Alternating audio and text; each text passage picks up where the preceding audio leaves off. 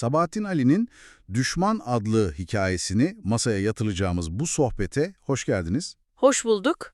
Elimizde bu kısacık ama bir o kadar da sarsıcı hikayeyi katman katman açan, adeta bir röntgenini çeken akademik bir analiz var. Evet, çok derinlikli bir çalışma. Bugünkü amacımız da aslında bu analizin izinden giderek hikayenin ne kadar tanıdık bir meseleyi, yani konfor alanımızın ne kadar kutsal olduğunu. Ve onu korumak için neleri feda edebileceğimizi. Aynen öyle. Bunu nasıl anlattığını deşifre etmeye çalışacağız. Her şey kahramanımızın hayatında bir şeylerin fena halde eksik olduğunu hissetmesiyle başlıyor. O hepimizin bildiği, adını koyamadığımız o boşluk hissi. Kesinlikle.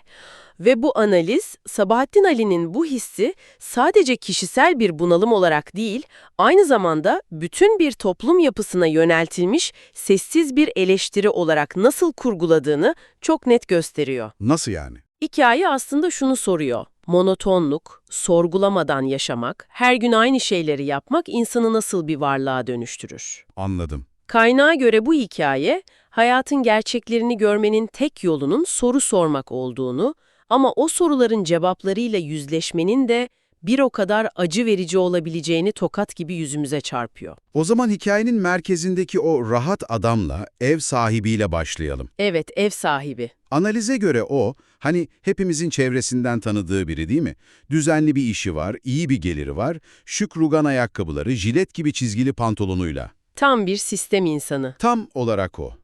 Dışarıdan bakınca her şey yolunda. Ama işte o içerisi öyle değil. Hayatının bir anlamı kalmadığını, bir boşlukta yüzdüğünü hissediyor. Ve bu hissi bastırmak için ne yapıyor? Her akşam arkadaşlarıyla poker oynuyor. Klasik bir kaçış mekanizması. Evet. Çok doğru bir tespit. Hatta kaynak, asıl çatışmanın daha o gizemli arkadaş kapıya dayanmadan çok önce başladığını söylüyor. Nasıl yani? Daha önce mi başlıyor? Tabii, karakterimiz daha evine doğru yürürken bile aklı karmakarışık. Yaptığı işi, kazandığı parayı, bütün hayatını bir anlıkla sorguluyor. Ama bu düşünceler onu o kadar rahatsız ediyor ki hemen sinirlenip konuyu kapatıyor. Kendi zihninden bile kaçıyor yani. Aynen öyle. Düşünmekten korkan bir zihin yapısı var. Bu da aslında o inşa ettiği konforlu dünyanın ne kadar pamuk ipliğine bağlı olduğunun ilk sinyali. Ve o pamuk ipliği kopmak üzere. Evinin bahçesinde yağmurun altında bir karaltı görüyor ve hayatı o anda değişiyor. Gelen kişi polis tarafından aranan eski bir çocukluk arkadaşı. İşte o anki tablo inanılmaz. Değil mi? Biri düzenin parçası, hatta koruyucusu sayılır, diğeri ise düzenin düşmanı ilan edilmiş. Zıt kutuplar. Beni çok etkiledi. Ev sahibi, yıllar sonra gördüğü arkadaşına bakıp, yüzünün dışı değil, içi değişmiş gibi diyor. Bu basit bir cümle değil mi? Kesinlikle değil. Bu, hikayenin bütün gerilimini kuran cümle. Orada fiziksel bir yaşlanmadan ya da yorgunluktan bahsetmiyor. İnançlardan bahsediyor. İnançların, değerlerin, dünyaya bakışın değişmesinden bahsediyor. Aralarındaki mesafenin artık sadece yıllarla ölçülemeyeceğini, adeta farklı gezegenlerin insanları olduklarını o an anlıyor. Evet. Ama ilginç olan şu ki, arkadaşının gazetelerde vatan haini olarak damgalandığını bilmesine rağmen ona kapıyı kapatmıyor. Geçmişten gelen bir bağ var. Evet, o ortak anılar onu anında bir yargıya varmaktan alıkoyuyor. Ama o içi değişmiş tespitiyle fırtınanın sadece dışarıda değil, birazdan evin içinde de kopacağını anlıyor. Ve fırtınayı kendi elleriyle içeri alıyor. Hem de ne içeri alma? Arkadaşını, kimseyi sokmadığı en mahrem alanı olan çalışma odasına götürüyor. İşte o oda çok önemli. Kaynağın bu oda üzerine yaptığı yorum çok çarpıcı. Düşünsene, hizmetçisi olmasına rağmen oda darmadağınık. Bu dağınıklık ne anlama geliyor olabilir? Bu, yazarın dehasını gösteren bir detay. O dağınıklık, ev sahibinin zihninin birebir yansıması aslında. Zihninin yansıması. Evet, o oda, onun dış dünyadan, rahatsız edici sorulardan koruduğu kendi küçük kalesi, kendi düşünce balonu. Ama o balonun içi de aslında hiç huzurlu değil. Çözülmemiş sorularla, üstü örtülmüş çelişkilerle dolu. Tıpkı odanın kendisi gibi dağınık. Anladım. Arkadaşını o odaya aldığı an, sadece bir misafiri değil, o rahatsız edici soruları, dışarıdaki acımasız gerçekliği de kendi zihin dünyasına, o en korunaklı kalesine kabul etmiş oluyor. Ve o kalenin duvarları arkadaşının sorduğu sorularla sarsılmaya başlıyor. Arkadaşı öyle "nasılsın, ne yapıyorsun" gibi sıradan sorular sormuyor. Hayır, direkt temele iniyor. Analizdeki o alıntıyı hatırlayalım. Yaptığın ve faydalı olduğunu söylediğin şeyleri hiç sonuna kadar takip ettin mi? Kimlere ve ne kadar faydalı olduğuna baktın mı? Çok ağır bir soru. Bu öyle bir soru ki sadece mesleğini değil, bütün varoluşunu hedef alıyor. Yaptığın şeyin bir anlamı var mı diye soruyor aslında. Bu bir soru değil, bir bomba. Ev sahibi, hafif bir iş, bol para denklemi üzerine, yaptığı işin de topluma faydalı olduğu varsayımı üzerine bir hayat kurmuş. Evet. Arkadaşı ise elinde bir balyozla o varsayımı tuzla buz ediyor. Onu sadece ne yaptığıyla değil, yaptıklarının sonuçlarıyla, toplumdaki etkisiyle yüzleşmeye zorluyor. Bu bir insanın konfor alanına yapılabilecek en doğrudan saldırı. En acımasız saldırı. Çünkü o güne kadar hiç düşünmediği bir şeyi düşünmesini istiyor. Sorumluluk. Ev sahibinin tepkisi de bu saldırı karşısında inanılmaz derecede insani ve tanıdık. Kaçış. Hemen kaçıyor. Konuyu değiştiriyor, cevap vermekten kaçınıyor, hatta radyoyu açıp Alman istasyonundan gelen bir müzikle ortamdaki gerilimi dağıtmaya çalışıyor. Çünkü o sorunun cevabını vermekten değil, Cevabı kendisinin bile bilmediğini fark etmekten korkuyor. tam olarak bu. Ve sonra kendi kendine o meşhur cümleyi söylüyor. Kaynaktaki analiz bu cümlenin altını özellikle çiziyor. Evet, o cümle adeta hikayenin manifestosu. Çünkü insanın kafası bir kere bunları düşünmeye başlarsa, bu rahat koltuklarda bu kadar rahat oturmak mümkün olmaz sanıyorum. Her şey bu cümlede gizli. Kesinlikle. Konfor ile sorgulama arasındaki o ölümcül ters orantı. Sorgulamaya başladığın an o rahat koltuk sana batmaya başlar. O sıcak oda buz keser. Rahatın bedeli düşünmemek. Evet, zaten analize göre arkadaşının gazetelerdeki asıl suçu da bu.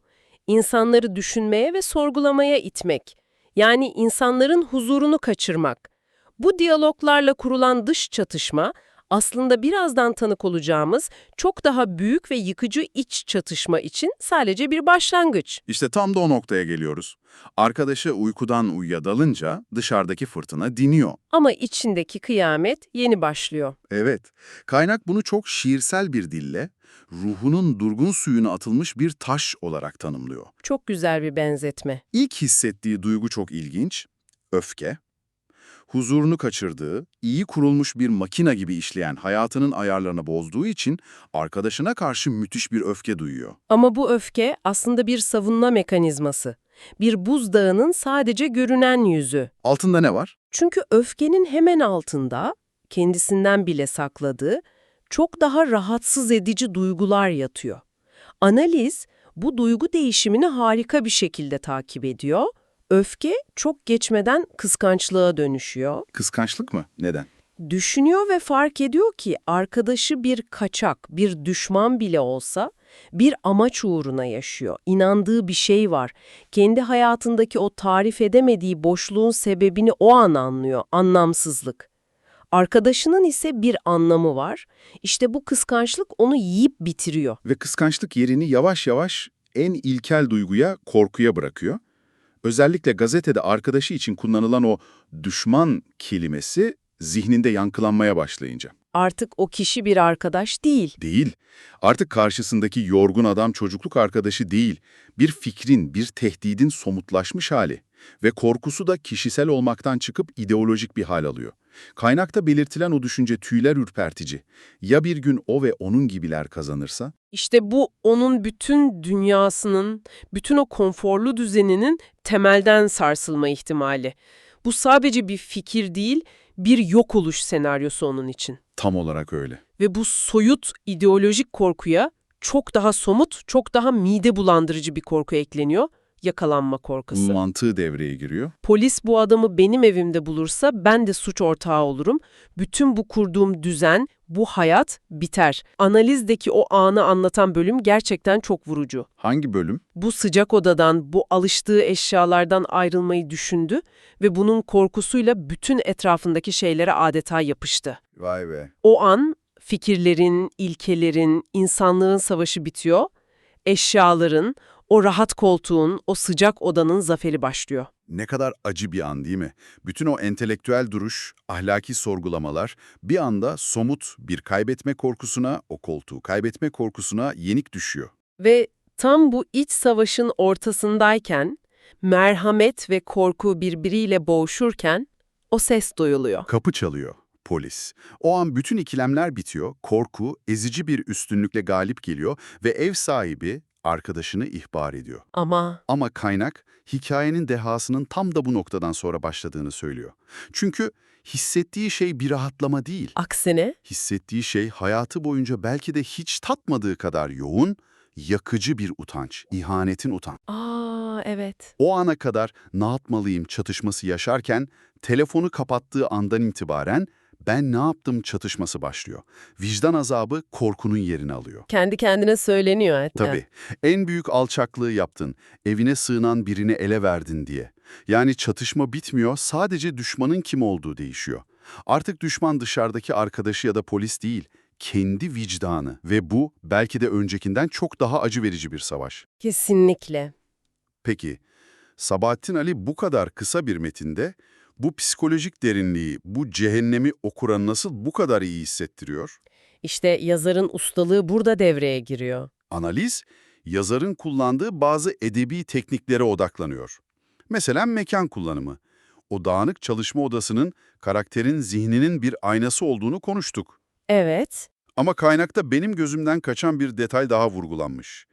Ev sahibinin farkında bile olmadan sürekli evin arka kapısını kullanma alışkanlığı. Bu çok ilginç bir ayrıntı. Dahice bir ayrıntı. İlk bakışta çok sıradan görünüyor. Hizmetçiyi uyandırmamak gibi pratik bir bahane sunuluyor ama yazarın asıl derdi başka. Nedir? O arka kapı, karakterin ve onun temsil ettiği zihniyetin hayata karşı genel duruşunun bir simgesi. Sorunlarla yüzleşmek yerine etrafından dolaşmak, görmezden gelmek, kestirme yollar bulmak. Tıpkı evin ön kapısı yerine sürekli arka kapıyı kullanması gibi. Aynen öyle. Zaman kullanımı da aynı şekilde sembolik. Bütün olayların tek bir yağmurlu gece boyunca yaşanması tesadüf değil. Gece, yalnızlığı, iç dünyanın o kasvetli atmosferini ve karakterin karanlıkta kendi gerçekleriyle yüzleşmeye zorlanmasını temsil ediyor. Anlatıdaki geriye dönüş tekniği de bu anlamda çok işlevsel. Ev sahibi arkadaşıyla konuşurken sık sık geçmişi, okul yıllarını hatırlıyor. Mektepte en ilerimizdin sen diyor mesela. Bu anılar aslında ne işe yarıyor? Bu geri dönüşler bugünkü uçurumu daha da derinleştiriyor. Bir zamanlar aynı sırada oturan, aynı hedeflere koşan iki insanın yollarının nasıl bu kadar keskin bir şekilde ayrıldığını, Nasıl bu kadar farklılaştıklarını? evet, onu görmemizi sağlıyor. Geçmişteki o idealist, zeki çocuk ile bugünün korkak, konforuna düşkün adamı arasındaki trajik tezatı gözler önüne seriyor. Bu da okurun ev sahibini sadece yargılamasını değil, aynı zamanda onun düşüşünü anlamasını sağlıyor. Çok doğru. Ve tabii bütün bu iç dünyayı, bu korkuları, bu utancı görebilmemizi sağlayan bir şey var, yazarın seçtiği anlatım biçimi. Kaynak bunu hakim ya da tanrısal bakış açısı olarak adlandırıyor. Bunu biraz daha basit bir dille açabilir miyiz? Neden bu kadar önemli? Elbette. Şöyle düşünelim. Eğer hikayeyi sadece dışarıdan bir gözle izleseydik, göreceğimiz tek şey bir adamın evine gelen eski bir arkadaşını polise ihbar etmesi olurdu. Ve onu sadece kötü ya da alçak olarak nitelerdik. Muhtemelen. Ama yazar bizi doğrudan karakterin zihninin içine sokuyor.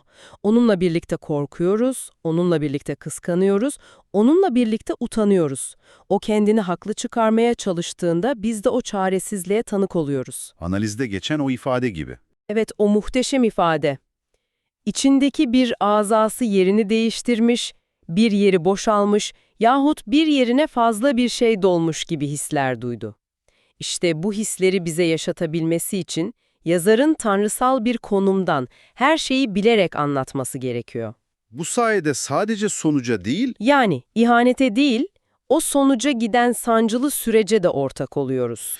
peki tüm bu analizi bir araya getirdiğimizde bu hikaye bize nihayetinde ne söylüyor? Kaynağın vardığı sonuca göre bu sadece iki arkadaşın kişisel trajedisi değil, çok daha büyük bir şeyin fotoğrafı. Neyin fotoğrafı? Konforu, güvenliği, maddi varlıkları, sorgulamanın, eleştirel düşüncenin ve hatta insanlığın önüne koyan bir zihniyete yapılmış bir eleştiri bu. Ev sahibi, o rahatına düşkün, düzen bozulmasında ne olursa olsun diyen çoğunluğu temsil ediyor. Arkadaşı ise Arkadaşıysa o düzeni bozan, tehlikeli ama bir o kadar da gerekli olan soruyu simgeliyor. Ve Sabahattin Ali'nin ustalığı da burada ortaya çıkıyor. Okura asla kolay bir cevap, bir reçete sunmuyor. Bize doğru olan buydu demiyor. Hiç demiyor. Ev sahibini o ikileminin içinde ihanetinin utancıyla yapayalnız bırakıyor. Hikayenin sonu bile belirsiz değil mi? Arkadaşının yakalanıp yakalanmadığını asla öğrenemiyoruz. Evet, analizin de dediği gibi yazar adeta çözümü okura bırakıyor. Karakterini polise haber verirken bırakıp, işte enkaz bu, şimdi bu enkazla siz baş başa kalın der gibi bir tavrı var. O ağır soruları kucağımıza bırakıp çekiliyor. Bu da bizi bu sohbetin sonunda belki de üzerinde düşünmeniz için en can alıcı soruya getiriyor. Evet, Hikaye bulunca düzenin, gazetelerin ağzıyla sorgulayan arkadaşa düşman deniyor. Ama hikayenin sonunda o dağınık odadaki iç savaş bittiğinde ev sahibi kendi konforu, kendi sıcak koltuğu uğruna arkadaşına, yani aslında geçmişine ve bir parçasına ihanet ediyor. çok acı. Öyleyse şu soruyu sormak hakkımız. Hikayenin gerçek düşmanı kim?